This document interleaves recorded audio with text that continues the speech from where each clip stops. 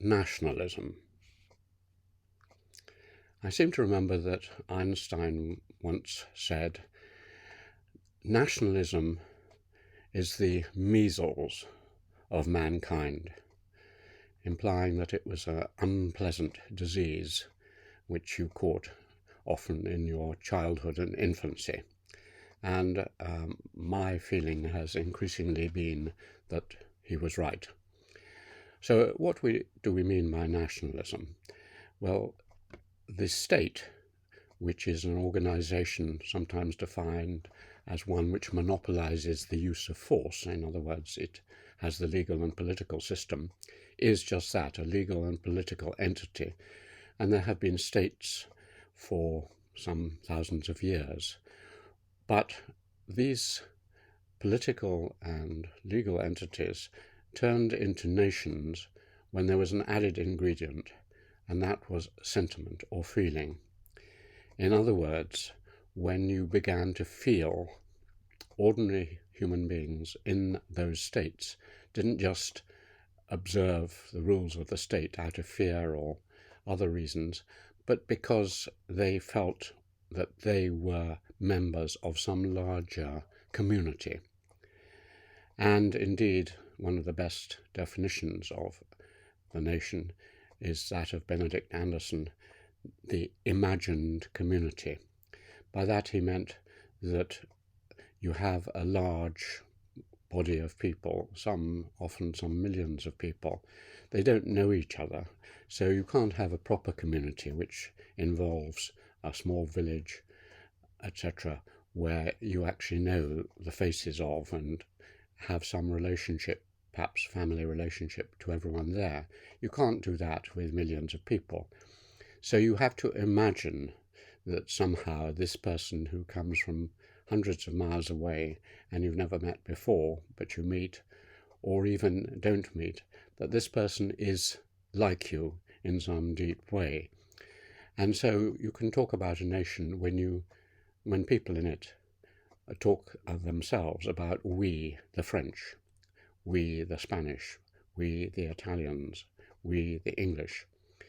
If they tend to talk, when you talk to them about some regional identity, we, the Gascons, we, the Bretons, we, Yorkshire folk, then it's likely that you don't have a modern nation state.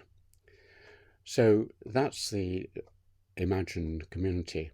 And Einstein talking about it as a childhood disease, it was actually more a sort of teenage disease if you look at it historically, because for a very, very long period there were no nations, or very few.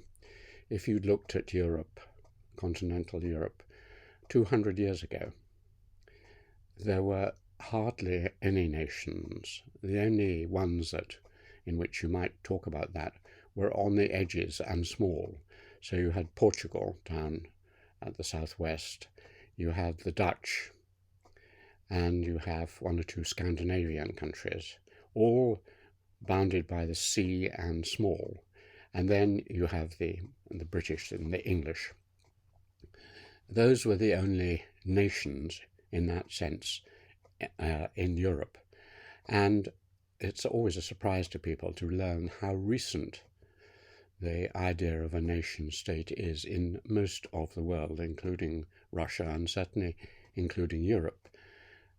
It's only 150 years or a little more that France turned from peasants into Frenchmen, as Eugene Weber put it, that Italy was unified into one nation, that Germany was unified into one nation, and the same with East European countries, which are very recently unified. And we can see even now, as the war in Ukraine goes on, the creation of national identity by a war. So it's a very recent phenomenon and has only lasted 150 odd years. And yet it's led in the 20th century to a huge amount of war and destruction. Both the world wars were nation-state wars, between contending nations. So what had happened in history was that over time the power had gone up to higher level units, gone up from the village to the region, and then with the state monopolized power over its inhabitants. And then in very recent history, in most of continental Europe, you had something higher. And these nation states mobilized their citizenry on the basis of sentiment as well as force to become very aggressive. States had been very aggressive, but now you added new weapons and you added a sense of national identity and chauvinism and pride and so on, and you have a really militant phenomenon, outbreak in the world of one nation competing and fighting and killing another nation. And that's gone on despite efforts to stop it for some 150 odd years. And we now live in a world which is polarized, and indeed in some places nationalism and ultranationalism seems to be on the rise rather than declining. And what obviously Einstein hoped was that with measles you find a cure for it, or it goes away. And so there are some internationalists, that is the opposite of nationalists, who believe that this is a phase through which we went and it was perfectly sensible, but now we live in an entirely different world. We are interconnected with each other in a way which was not the case when nationalism was born and flourished. We are linked to each other, as all of us know, in hundreds of ways, through the flow of people, so that most nations actually consist of many people who weren't born there or of a different national origin. We live in a world where we can just switch on our smartphone or television and be taken to all over the world. We have friends and email contacts and Zoom sessions with people in all sorts of different places. We travel much more. So basically we are in practice, and of course our economy is in practice, international. All our big organizations, corporations and businesses and so on are international. And many of the alliances are international.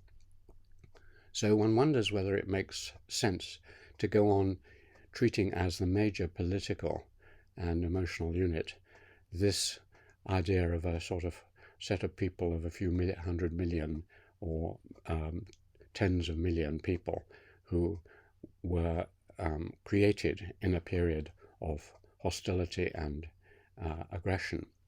And indeed, now I feel that the real unit for the world to consider is the civilization. And there are different civilizations like China and Japan and the Anglosphere and so on. And we should move up a level to at least the civilization.